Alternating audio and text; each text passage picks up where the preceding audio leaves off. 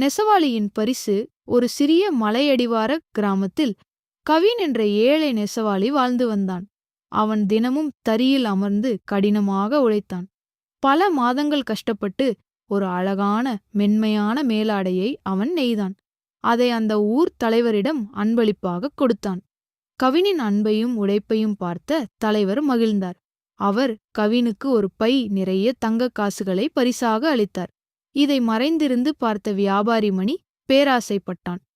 ஒரு துணிக்கே இவ்வளவு தங்கம் என்றால் நான் என் விலை உயர்ந்த குதிரையை தலைவருக்குக் கொடுத்தால் அவர் எனக்கு இன்னும் பெரிய பரிசு தருவார் என்று எண்ணினான். உடனே மணி தனது அழகான குதிரையை தலைவரிடம் கொண்டு வந்தான். இந்த குதிரையை உங்களுக்கு பரிசாக தருகிறேன் என்று பெருமையாகச் சொன்னான். மணியின் பேராசையை தலைவர் புரிந்து கொண்டார். அவர் அமைதியாக சிரித்துக்கொண்டு, உன் அன்பிற்கு நன்றி.